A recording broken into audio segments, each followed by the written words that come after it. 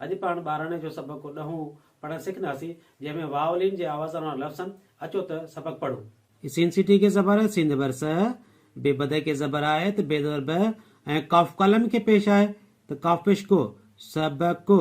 डाल डेडर के ज़बर है, डाल ज़बर ड, हे वाव नून पेश हूं डहूं। ये शक्ल छा दिया है? हाउस, हाउस ब आवाज़न हाओ की थींदो जॾहिं हाय हजम खे वाव ऐं ज़बर आया तॾहिं थींदो हाय वाव ज़बर हाओ ज़ाद बेज़ो हाओज़ो। त हीअ हाय वाव ज़बर हाओ ज़ाद बेज़ो हाओज़ो। हे ये ज़ेर ही हमज़ा पेशो हियो।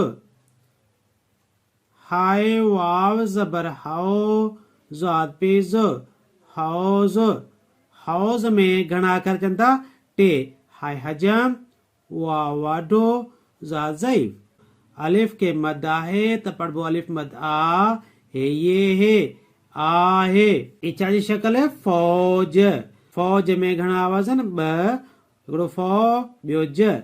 हाणे फौ थींदो फौ फे फानोस के वाव ऐं ज़बर आया तॾहिं थींदो फे वाव ज़बर फौ। ज जीम ज़बर ज फौज। ये फे वाव ज़बर फौ, जीम ज़बर ज फौज। हे ये ज़ेर ही हमज़ो ज़बर है हिय। फे वाव ज़बर फौ, जीम ज़बर ज फौज। अलिफ मद आ, हे ये हे आहे। आइन वाव ज़बर औ, रे ज़बर ते ज़बर त औरत। हे ये ज़ेर ही हमज़ा ज़बर है हिय।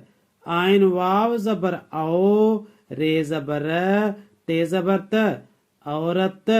औरत में 4 अखर अचनि था। ऐनक, वाव वाढो, रे रिछ, ते तारो। अलिफ मद आ, हे ये हे आहे। हाय अलिफ हा, जीम ये ज़ेर जी हाजी। हाजी में 2 आवाज़न ऐं 4 अखरनि। रे अलिफ रा, ज़ादी ज़ेर जी राज़ी।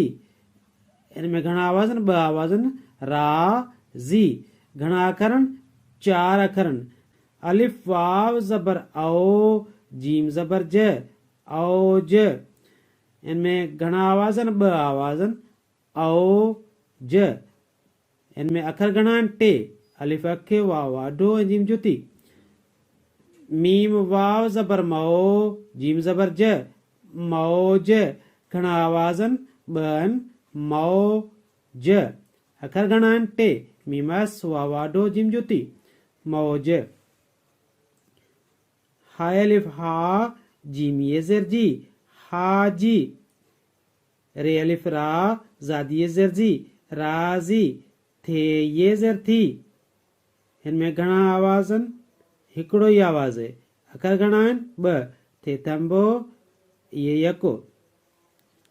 शीन अलिफ शाह, बे अलिफ बा, सीन ज़ेर से शाबा से। घणा आवाज़न? 3। शाह बा से। 5 अखरनि। शीन शीयो, अलिफ अखे, बे बदक, वरी अलिफ ऐं सीन सिटी। डालिए डे। सबक 10। हाउस हिय हाउस आहे।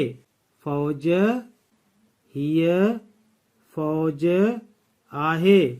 औरत हिय औरत आहे। हाजी राज़ी औज मौज।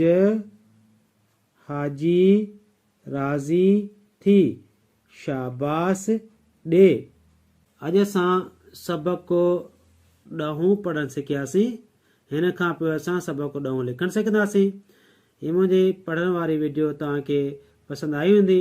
जेकॾहिं पसंदि अचे त लाइक ऐं शेयर ज़रूरु कजो।